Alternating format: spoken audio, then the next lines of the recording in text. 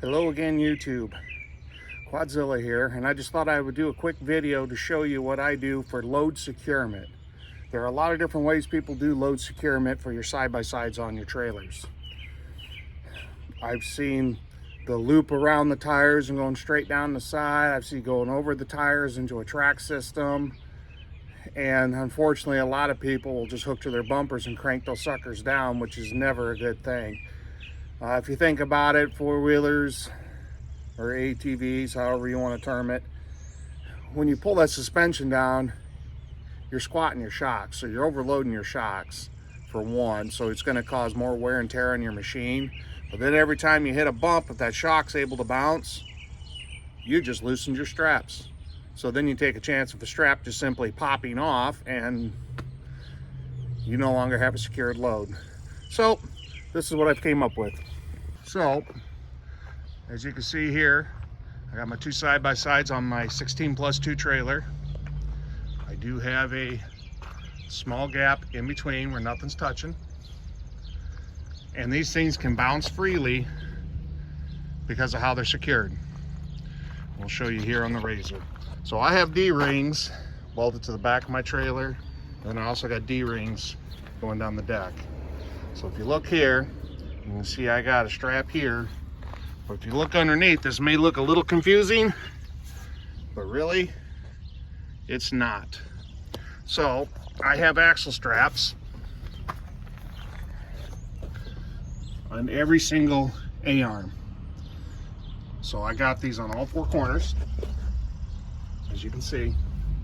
And what I do is when I take these, this might be a little bit better space, I'm crisscrossing. So I got this one here in the back, goes all the way up to that front A-arm.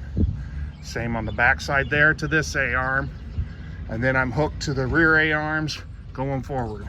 So when you secure these, you know, you're gonna start at one side. Say we start with the front. We're gonna just get those straps to where they're equal. And then as you go to the back, you're just gonna tighten them up one click. You don't need them super tight. You don't want these things singing. I don't want to come up here with a hammer and hear these things making all kinds of vibrating sounds and stuff, because that's just putting more stress on your A-arms. And then this one here, I did a chain just for anti-theft, but. And then my excess strap.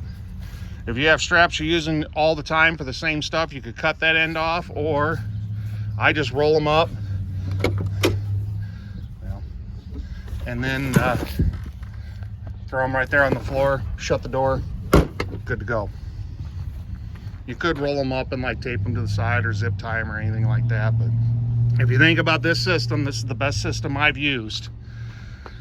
You can't pull forward because the straps go in that direction. You can't go backwards because the straps are going that direction. So any direction this thing moves, there's a yin to a yang. So if it's trying to move forward, the other straps are getting tighter. If it's trying to move back, those other straps are getting tighter. You can't go side to side because that X pattern. But my suspension can still bounce freely. Just another tip and trick that I would suggest that somebody try. The loop over the tires with the wheel chocks. That's a good system if you want to spend the money for it. But I've tried the loop around the tires and the single strap coming down and attaching. Your machine can still roll. No. Like if I did that on this, my machines would be bouncing off of each other the whole drive. This is the best system I've found. Alrighty.